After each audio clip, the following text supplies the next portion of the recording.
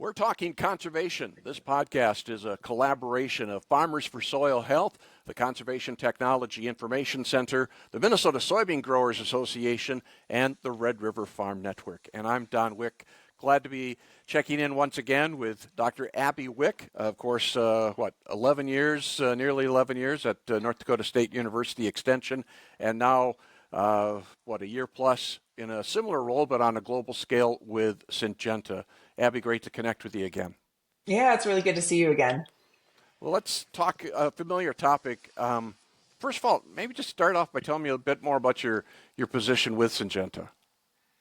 Yeah, I would love to tell you about it because it was definitely something that when I saw it advertised, it really drew me in because it's an exciting commitment by a large global company to soil health.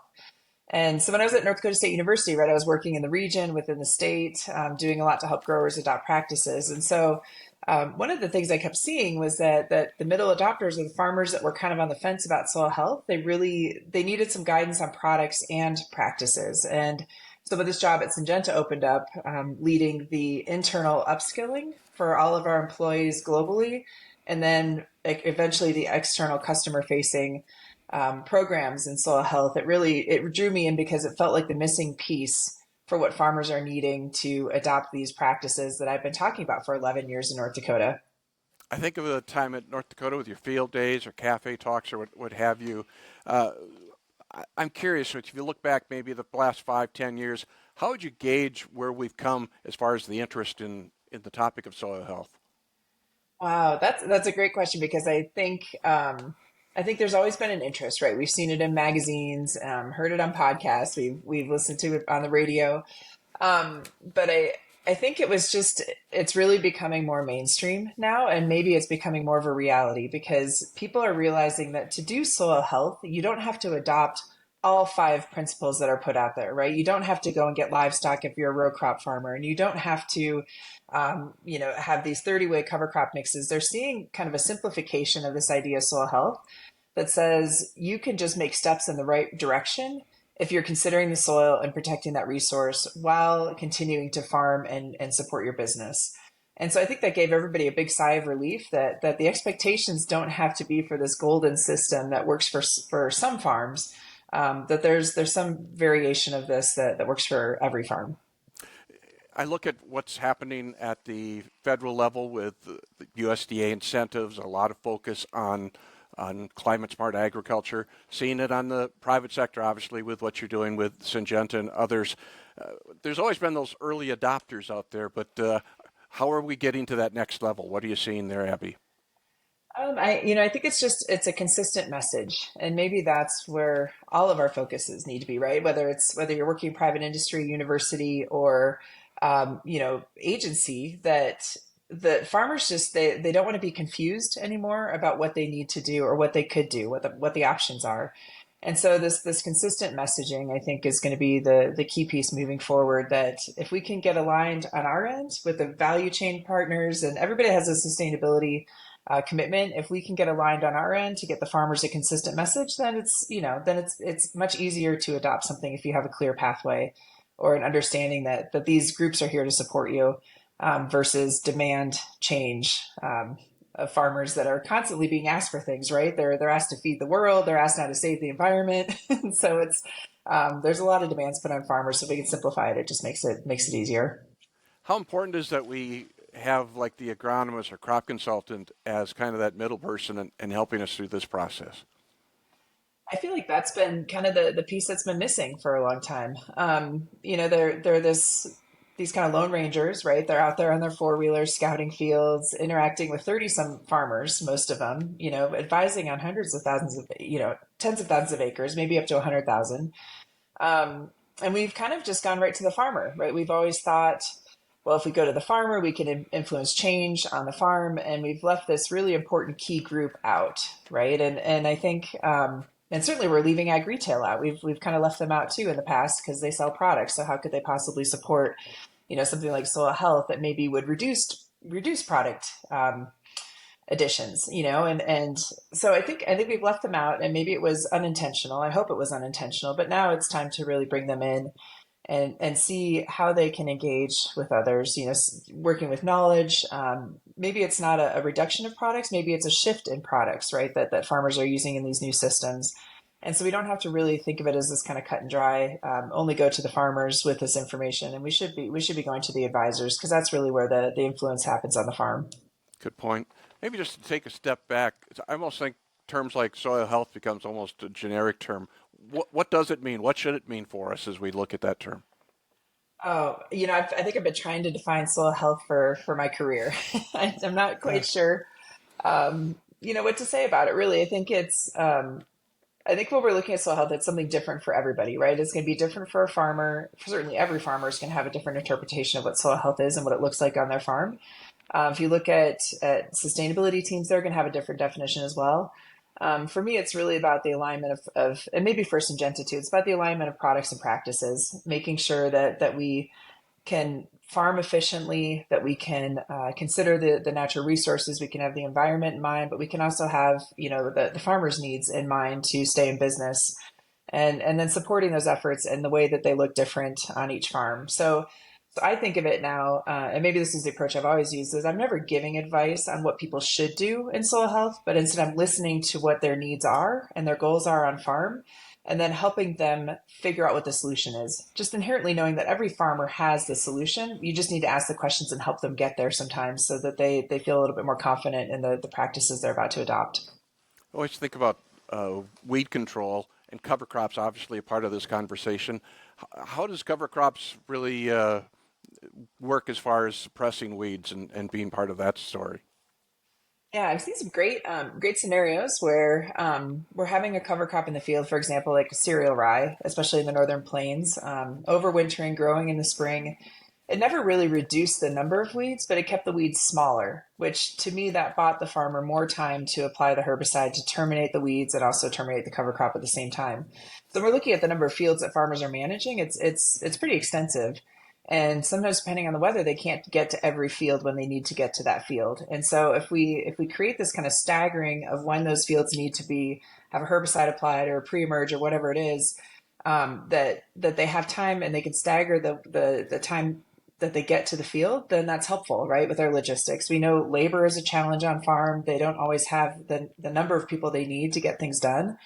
So if we give them a little more of a window to control weeds, especially resistant ones, with alternative modes of action, then I think that's a really important key piece that ties back to soil health practices. So when's the best time for planting that cover crop so we get the type of establishment we're looking for? Well, now that I'm in a global role, I think it's hard to say, right? I think in the Northern Plains, we've always thought of following harvest immediately with the drill, right? If you're going to seed a cover crop after a small grain, you need to be in right away. Um, but that can also be dangerous too, right? If harvest is really early and you have a lot of cover crop growth, and now you're dealing with a lot of biomass and residue, the next spring, then that can be tricky too, and it can tie up nitrogen and it can change the system in a way that a farmer may not be prepared to manage it. So that's where again I think it's like every farm is different, dealing with comfort level and how do you find out what that farmer is comfortable doing, what their agronomist is comfortable with them doing, and reduce the risk for the adoption of these practices. And now in this global role, it'd be different for somebody in the Northern Plains versus somebody in Argentina or Brazil, somebody in Yeah, India who's a smallholder farm. There's so many different approaches that really it's hard to make any kind of recommendations anymore. yeah. It's almost the same way then for terminating that cover crop. Even here where it was so wet this spring, which is hard to get in and get that job done this year. Yeah, and I think, and that's the thing that I really appreciate about cover crops is that it's kind of that flexible soil health commitment, right? Like you could terminate it early, you could terminate it late, if you get nervous in the fall with whatever biomass is growing, you can just terminate it and be done with it. And there's a lot of flexibility in cover crops, which is I think why a lot of farmers have kind of gravitated towards that as one of their first tools that they're going to manage when they adopt these new systems. When I think of healthy soils, I think of all the life that's underneath that dirt, the microorganisms and everything else that's really a part of that story. Why is that important? I, you know, I, it's really important, but it's one of those challenging pieces that it's unseen, right? You can't see a microbe in the soil. You can see an earthworm or things like that, but the microbial community is really challenging to see. But that's really where the soil function I think comes in a lot of ways. I was just talking with my colleague Jordan Wade, who's on the soil health team also at Syngenta, and he runs the assessment piece. And we were just talking this morning about how do these concepts weave together, right? How does the soil physical property combine with the biological and then the chemical to really make that soil function? And we know this biological piece is really critical, but sometimes we don't quite know how it engages. It certainly is challenging for a farmer to truly see how the biology is working for them, I guess, if that's kind of how they're looking at it. But I think, in degraded soils, it's really important to bring that soil biological community back. A lot of our work in Switzerland now and Stein with their soil health team is looking at that biological component and trying to understand it so that we can further guide growers and practice adoption with products based on that. So it's still, there's a lot that's unknown, but we know it's important. And so we need to continue to explore it and figure out how to make that a critical part of what we're managing in the soil. I just feel even that concept of biologicals, just because the way the private sector has adopted to it in the last even 5 years, it's really ramped up our knowledge, or at least the interest in that sector. I think so. I think there's this whole, especially if you look at Europe, where products are being limited, right, through regulation, and we need to be looking at the biological system and how that works. I think we've always heard about kind of the bug in the jug, right? And I think that's maybe the first way that biologicals rolled out was if you apply this microbe, it's going to make your soil so much better. But now the biological area is really, I don't fully understand it, but I think it's going towards this. What is the function that that biological component is going to serve in that soil? And so now it goes from bug in a jug to actual purposeful, intentional science and research that's going into how this could be applied to our systems to bridge the gap in a degraded soil. What microbes are needed, what functional groups are needed to bring that soil back, or how can we enhance, if we get to a plateau in our soil health system, how can we enhance that system in a very targeted way through biologicals? And it's exciting. I think it's a really neat place to be looking, as opposed to just chemicals. Now we're looking at the biologicals and then integrating that into the system to hopefully best serve the farmers and the practices that they're hoping to adopt. Back to that conversation about cover crops in this northern climate that at least where I'm in, and you're in that conversation as well. What is the biggest hurdle when we talk about cover crops in this type of environment? Oh gosh, I think it's always been timing. I think that's been the hardest thing with cover crops is fitting it in when we're already pushing the limits with the long season crop. How do we fit in cover crops? And so then it's gotten into the interseeding or the fall seeding to have it growing in the spring for soybean, and we've gotten very skilled at trying to figure out how to make that work. And I think, but I think that's always been the challenging is the timing. And especially, like I mentioned earlier, the labor on the farms is really a challenge. I mean, there's just not enough people sometimes to get the jobs done. So to make the choice of putting somebody in a sprayer to control fall weeds versus put them in a drill to seed cover crops, or maybe in a strip till machine to get that done. And they have to be pretty qualified to be in that equipment to run that a strip till machine. Like that's a big choice that a grower has to make, and they have to decide what's most important. And so I think that's really the challenge, is the logistics of some of these things and making them work for the climate. Any other recommendations you'd have for our growers as they may be considering? You talked a lot about middle adopters. I like that term here. Any other thoughts as we try to get more people into that category? Yeah, I think so. One of the things when I left NDSU for my job at Syngenta, I called a grower and I said, where he was one of the farmers that I've worked with really closely. I said, where can I be most useful? And he said, bringing the farmer perspective to industry and helping the group that are thinking about soil health actually do it. He said that's where we can be helpful. And so, I would encourage, farmers that are thinking about soil health to look at some of the resources that exist. I mean, you're starting to see conservation agronomists within retail ag teams, right? I mean, there's the conservation agronomists are now working with, some of the traditional agronomists. You're seeing programs like the one that I was working on in North Dakota, the Trusted Advisor Partnership, that's value chain companies supporting independent crop advisors to engage more in soil health and repackaging their offerings for incentives. I think you're starting to see things shift in a way that's really beneficial for farmers. And certainly Syngenta's in that category too, of really trying to think about where we fit and how we can be helpful. So I think, I don't know, anyone that's looking into this, if they start looking at the resources that exist, there's going to be more of them. It's going to be more flexible and I think more useful in the long term. And it just, there's no issue with just asking questions, right? And exploring an option.